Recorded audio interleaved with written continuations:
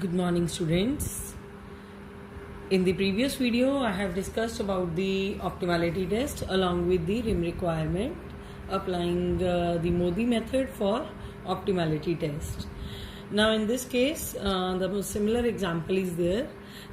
Just look at the example. A manufacturer wants to ship 8 loads of his product as shown below. The matrix gives the kilometers from origin to destination. So this origins are X, Y, Z and destinations are A, B, C.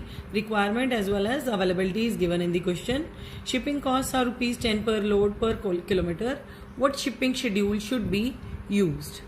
Now in this case, first of all we have to see if the question is of minimization. Okay, since maximization concept I would be covering in future videos. So now in this case, since no method is mentioned over here and we just suggest the VAM method to be applied because it is nearer to the optimality. So in this case, I have just made the matrix over here. It is a balanced matrix if we see the requirement as well as the availability. So 8 plus 8. So this is a balanced matrix, that is first thing. Then second is to find out the initial basic feasible solution that we are going to calculate with the VAM method. Just see on this. So now in this case I am trying to apply the VAM method while taking the unit penalties. That is the same thing as we have done before in our previous videos. Now in the case of this third penalty, first penalty, this was the maximum element 120 and in this the minimum cost was 50. The units which could be allocated was 2 and this is done 220 and 170. In the second penalty, in the second round of unit penalties, 150 is the maximum penalty and the minimum cost is 50. So we are going to apply 2 over here and this is done. In the third penalties, 45 is going to be the maximum penalty. 40, 15, cross, 20, 45 and cross. So out of 45, the minimum cost element is 45. So now in this case, when we are going to check for the requirement and the availability, it is 3. तो just see, एक 3 डालने से रो की as well as column की requirement satisfy होगी है. तो this indicates the case where degeneracy is going to arise. Now see, fourth step of penalties, or we can put the balancing figure only. 2 plus 1 is 3. Just see, 1 plus 2, 3, 3, 2, 1, 3, 2 plus 2, 4. Calculating the initial feasible solution. 50 into 1 plus 45 into 3 plus 50 into 2 plus 50 into 2. Whole multiplied by 10. This is given in the question. Shipping cost is rupees 10 per load per kilometer and this is whatever is given, it is per load only. So now 50 plus, just focus on this only, 45 into 3, 50 into 2, 50 into 2 into 10. I hope so. It is going to be 3850. So this is the initial feasible solution as per VAM. Going for the third step, that is the rim requirement. Rim requirement was number of allocated cells should be equal to m plus n minus 1. That is number of rows plus columns minus 1. So in this case the number of allocated cells are 4 and 3 plus 3 minus 1, that is 5. When 4 is unequal to 5, this indicates the solution is degenerate. In the previous question our solution was non-degenerate when this rim requirement was satisfied. So in order to resolve this degeneracy, we need to add epsilon. Epsilon is a sort of a dummy. ठीक है, 0 इसके units होते हैं just to satisfy the requirement of the method. We need to add epsilon to an unoccupied cell with minimum cost such that the home square so formed does not have all the corners occupied. Just see minimum unoccupied cell in the table. So this is going to be the minimum 30.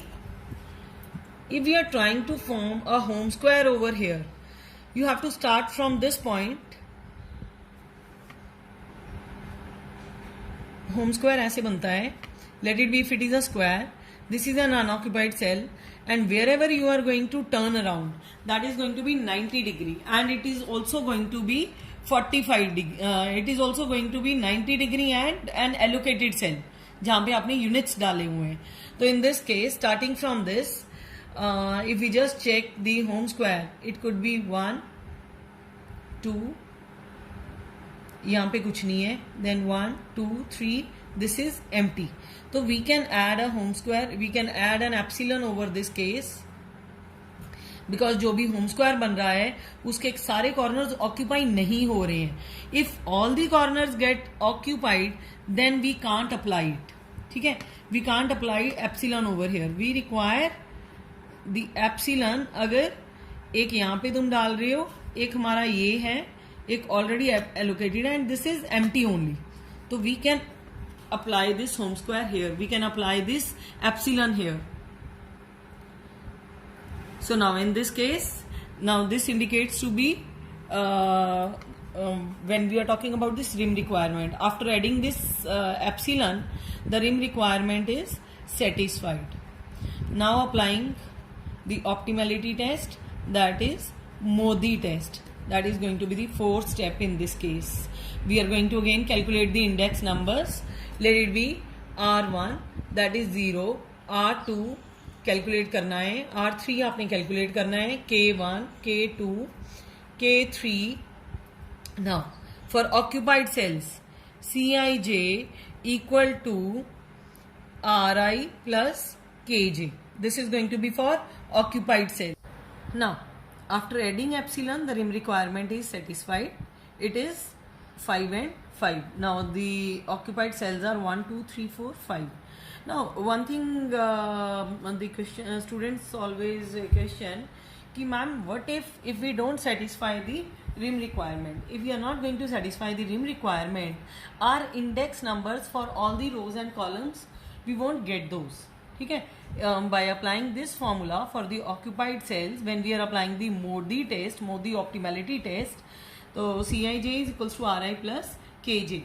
So let it be first one, R1 is equals to 0, and accordingly for the occupied cells, 0 plus 50, that is going to be 50, 0 plus 30 is going to be 30. Epsilon वाला जो cell है, that is to be taken as the occupied cell. Epsilon is a sort of a dummy. Now 50 plus 0 is 50, then 0 plus 50 is 50, and again 30 plus 15 is 45. I hope we have got all the index values. Now to calculate the opportunity cost, Dij is equals to Cij minus Ri plus Kj. This is going to be for unoccupied cells. Opportunity cost is for unoccupied cells because occupied में तो already units डले हुए हैं. So now in this case, taking for this first cell, 220, first unoccupied cell, 220 minus 0 plus 50. So it is going to be 170. This one, 90 minus 50 plus 15. It is going to be 25. Then 170 minus 15 plus 50. Is it 105? Then 200 minus 0 plus 30. It is going to be 170. Now, since all the Dijs are positive, hence solution is optimal.